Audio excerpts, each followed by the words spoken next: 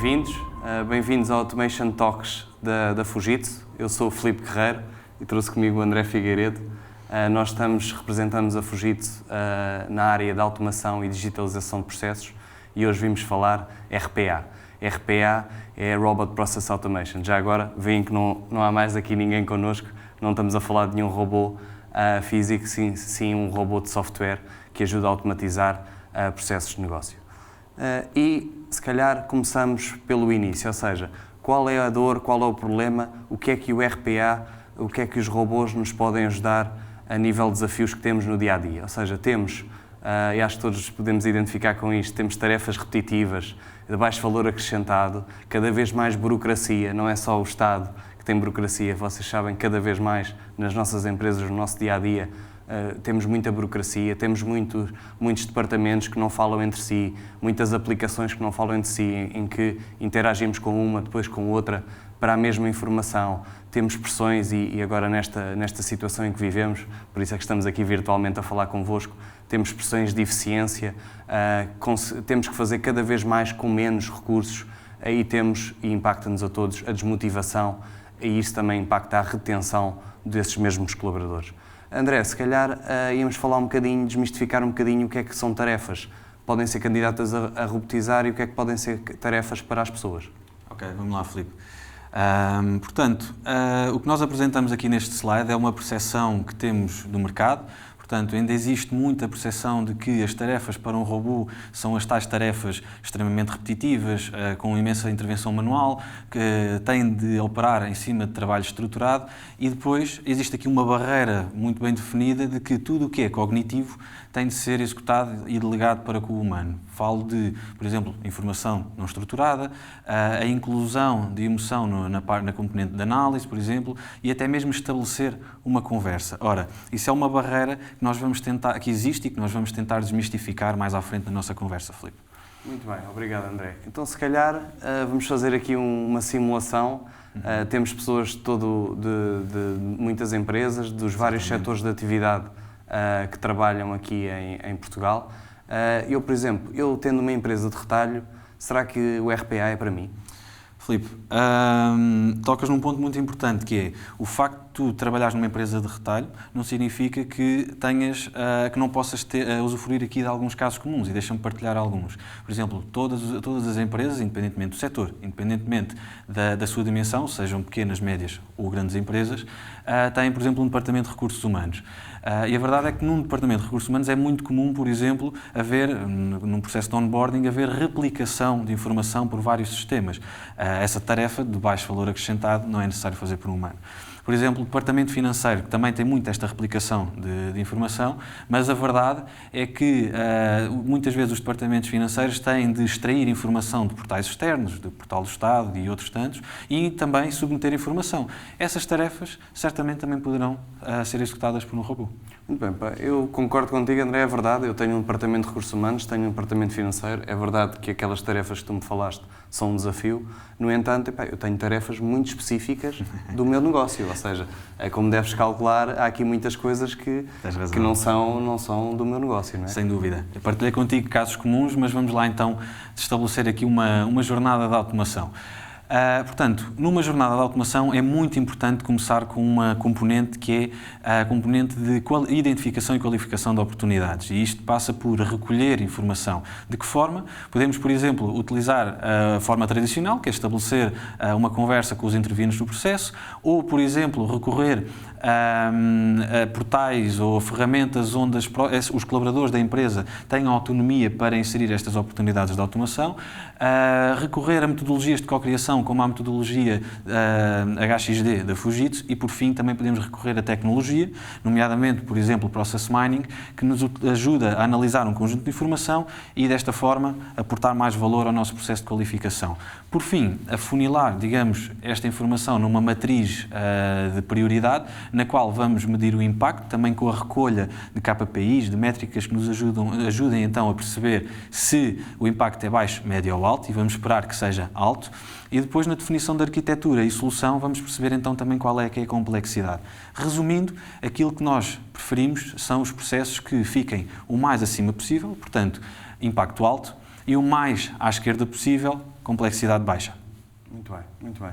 Então, se calhar, vamos falar aqui um bocadinho das funcionalidades, porque assim, eu tendo em conta o que tu me estás a falar, vou-me atirar aqui um bocadinho para fora de pé. Eu posso fazer este desafio, isso mesmo. Ou seja, assumindo então que iniciámos a tal fase de recolha de informação e qualificação, de que forma, que tipo de intervenção e de resultados é que estás à espera de ver os meus robôs a operar no teu negócio? Muito bem, então vou-me atirar, não é que esteja muita gente a ver, com certeza. Basicamente, o que eu estou à espera do robô, dos teus robôs, é que eles acedam a sistemas, a aplicações, não é? às minhas aplicações, que sejam capazes de interpretar um processo, ou seja, um processo que seja mapeado e levantado, que se consigam realizar ações adicionais com os meus colaboradores, que seja possível também monitorizar os incidentes que eles tenham durante o processo, mas, por exemplo, eu fico bastante confortável com isso, mas eu estava-me aqui a preocupar uma coisa, André, porque os meus colaboradores sabem reagir em situações imprevistas, e isso no nosso negócio acontece todos os dias. Deixa-me complementar então com mais alguma informação, que é, tu referiste várias funcionalidades importantes no funcionamento dos robôs, mas vamos assumi-las para já com uma vertente básica, ou seja, fizemos há bocado um throwback para aquilo que são os desafios respondidos por RPA e digamos que essas são as funcionalidades que, digamos, toda a gente conhece. Mas a verdade é que, mediante a evolução da nossa jornada de automação, é importante começar a acoplar outras componentes. Nomeadamente, por exemplo, em vez de assumirmos apenas que vai haver uma monitorização de filas de trabalho, nós vamos fazer mais. Vamos, por exemplo, orquestrar essas filas de trabalho e perceber se, a existirem picos de volume, se esta componente de orquestração pode alocar, em vez de alocar, por exemplo, um robô, pode alocar 3 ou 4. Okay? Para além disso, a componente, então, também de integração, digamos, com o ecossistema digital da tua empresa, onde, em vez do robô, por exemplo, se incorrer numa situação de erro, vai ficar parado à espera da tua intervenção ou da tua equipa, o próprio robô pode, então, avançar e, por exemplo, pode abrir um ticket ou, inclusive, vamos imaginar, pode fazer o próprio reset de password no sistema em que está envolvido. E, por fim, a inclusão de inteligência no seu processo de análise e, consequentemente, também no seu processo de decisão, Filipe. Muito bem, André, já me convenceste. Eu tenho ali uma sala que acho que vai servir mesmo bem para os teus robôs virem trabalhar connosco. Não, eu agradeço-te o favor, principalmente nesta época de confinamento. Uma sala isoladinha está perfeito, mas deixa-me dizer-te uma coisa. Engane-se quem acha que um projeto de automação, uma jornada de RPA, é simplesmente deixar os robôs a executar. Isso é quando corre bem. Mas tal como qualquer sistema, tal como qualquer software, tem as suas adversidades e está dependente de outros fatores também. E como tal, é muito, mas mesmo muito importante que numa jornada de automação tu, digamos, encapsules a tua jornada num modelo de governação. Independentemente de ser um modelo local, um modelo federado ou um modelo centralizado, e tem de se adequar à tua realidade, é importante que seja criada uma equipa multidisciplinar constituída pelo IT, constituída pelo negócio, constituída pelos parceiros de implementação e governação. Para quê? Para que sejam criados fóruns estratégicos, fóruns operacionais, onde vais gerir a pipeline de oportunidades que tens, vais gerir e acompanhar todo o roadmap de implementação e vais também analisar desempenho para poderes tomar melhores decisões. Percebeste? Muito bem, acho que já percebi. Ou seja, é muito importante também a componente da gestão da mudança e a melhoria contínua durante toda esta jornada. Sem dúvida. É mesmo nestes fóruns que quer a gestão da mudança, quer a melhoria contínua, devem ser implementados e acompanhados, sem dúvida. Muito bem. Obrigado, André. E vamos terminar aqui, penso que é a área onde existe uma maior curiosidade por parte da nossa plateia. Querem saber que retornos é que vão ter. Retornos é que vão ter, não é? Ou seja, isto é tudo muito bonito, estes dois rapazes estão aqui a andar um bocadinho de um lado para o outro, mas realmente o que é importante é os benefícios, ou seja, lembram-se que nós falávamos do desafio da desmotivação, da retenção dos colaboradores, das tarefas repetitivas. Tudo isto, o robô, isto é muito importante também referir, não vem substituir o humano. O humano, como vimos, há muitas tarefas que ainda são muito relevantes e que realmente fazem a diferença. No entanto, os robôs vêm ajudar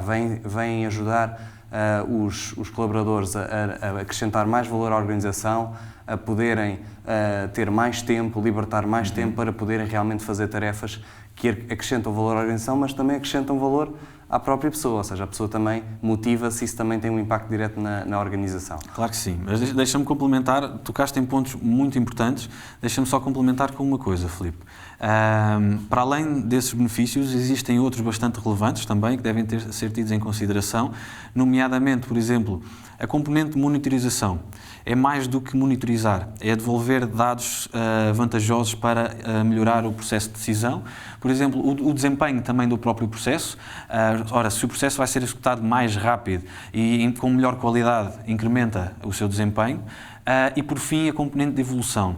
A evolução da tua empresa, a evolução do departamento e a evolução do próprio processo, porque numa jornada de automação é sempre tida em conta a escalabilidade de todo o projeto. Muito bem. E se calhar, para finalizar, que acho que é o que todos estão à espera de ouvir, o retorno, não é? Sem Ou seja, dúvida. e é muito importante, queríamos passar a mensagem que isto são projetos que não devem ser vistos apenas como custo, mas deve ser feito um estudo de retorno de investimento e nós podemos afirmar, claro que depende de caso a caso, na maior parte dos casos temos visto um retorno, um payback no primeiro ano. Ou seja, é muito importante ter os vários pontos que mencionámos durante esta sessão. É um exercício colaborativo entre parceiros tecnológicos e os parceiros de negócio, mas é importante olhar para isto como um retorno de investimento contínuo para a organização. É o show me the money. Exatamente. E para terminar, primeiro agradecer-vos a amabilidade e a atenção que nos deram. Isto é um exercício colaborativo, como nós próprios estamos aqui a colaborar, gostaríamos de contar convosco. Os nossos contactos estão na página do evento. Desafiem-nos, tragam-nos os vossos processos e potenciem as vossas pessoas. Muito obrigado. Muito obrigado.